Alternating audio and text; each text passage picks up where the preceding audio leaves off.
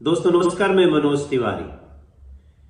दिल्ली पे जैसे दुखों का पहाड़ टूटा हुआ है। अब अचानक एक तुगलकी फरमान आया है अरविंद केजरीवाल जी का कि 1 हफ्ते के लिए दिल्ली के बॉर्डर सील रहेंगे। अब सवाल उठता है कि जब दिल्ली को बचाने की जरूरत थी, कुछ समय के लिए सील करने की जरूरत थी, तब तो सील हुई नहीं। तब तो झगड़े हो रहे थे कि दूसरे क्यों सील कर रहे हैं। अब जब अनलॉक हो रहा है देश, तब अचानक सील। और कारण यह दिया जा रहा है कि बाहर के लोग आके ट्रीटमेंट न करा पाए यहां के हॉस्पिटल में। बहुत ही अमानवीय, कोई तर्क नहीं इसका। और ऐसे में एक बड़ा सवाल उठता है कि आ कौन रहा है। भाई उत्तर प्रदेश, बिहार, झारखंड, हरियाणा के लोग तो आएंगे नहीं, वो अपने राज्य में सुरक्षित है, वो दिल्ली से डर ही रहे हैं जो वर्तमान में स्थिति है। और आएंगे जाएंगे वो जो काम करते हैं दिल्ली में और रहते हैं एनसीआर में, लेकिन उनके लिए बंद रहेगा। यह संविधान का भी उल्लंघन है। Article 14, article 19, article 21। लेकिन अरविंद केजरीवाल जी को इससे फर्क नहीं पड़ता। इन्होंने एक पायलट प्रोजेक्ट पहले भी शुरू किया था जीटीबी हॉस्पिटल को लेके कि बाहर का कोई ट्रीटमेंट नहीं कराने आएगा जीटीबी में। एक एनजीओ ने चैलेंज किया कोर्ट में और उसको वापस लेना पड़ा। ये सारे तुगलकी फरमान क्यों अरविंद केजरीवाल जी, क्यों? आप अचानक ऑर्डर करते हैं होम क्वारंटाइन रहना है और फिर शाम तक कहते हैं होटल में रहना है। 3-4 हजार रुपए भी उसके लिए फिक्स किए जाते हैं। आप झूठ आंकड़े देते हैं। 30,000 बेड है, पीएल पता चलता है कि 3150 बेड है। फिर उसके बाद लोग इलाज के लिए भाग रहे हैं, दर दर भटक रहे हैं और फिर दम तोड़ दे रहे हैं। बेड नहीं मिल रहे हैं और कोरोना वॉरियर्स को नहीं मिल रहे।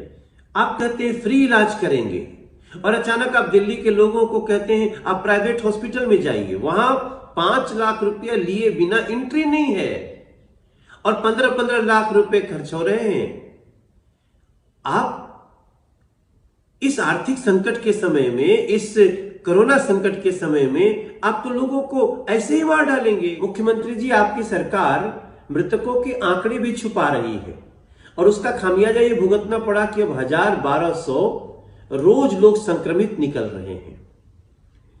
अभी 1 जून को आपने सभी डीएम्स को एक ऑर्डर निकाला है कि नए श्मशान और कब्रिस्तान के लिए जगह ढूंढी जाए। जब उतनी मौत ही नहीं हो रही है तो ये नए कब्रिस्तान और श्मशान क्यों? केंद्र सरकार का दिया राशन आप बांट नहीं सकते, लोग भूखे शहर छोड़ने को मजबूर। आप ई कूपन बांट के कैंसिल कर देते हैं, उनको अनाज नहीं दे सकते। आप कहते हैं पानी पियो, लेकिन पानी मिल ही नहीं रहा है साफ पानी पीने को। आपके पास ऐड के लिए पैसे हैं लेकिन सैलरी देने के लिए पैसे नहीं है। फिर आप अपनी सारी असफलताएं छुपाने के लिए केंद्र सरकार से चिट्ठी लिखते हैं 5000 करोड़ दीजिए। सवाल पूछा जा रहा है कि आपने 22 मार्च से लेके अब तक विज्ञापन पे कितना खर्चा किया है और आपने बेड और वेंटिलेटर्स पे कितना खर्चा किया है, आप उसका जवाब ही नहीं दे रहे। अरविंद केजरीवाल जी, ये संकट का समय है और इस संकट में साख मत बचाइए, दिल्ली का प्राण बचाइए।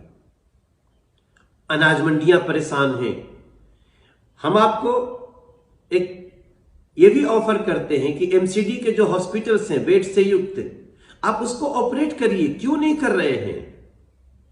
आप एमसीडी के जितने कम्युनिटी हॉल हैं उनको आप होम क्वारंटाइन सेंटर की तरह प्रयोग करिए। लोगों की इस समय सहायता करा जाए, मिलजुल के करा जाए, दिल्ली को बचाया जाए। हमारा आपसे सवाल है कि आप इन सारी समस्याओं के बीच इस तरह के तुगलकी फरमान से दिल्ली को क्यों परेशान कर रहे हैं?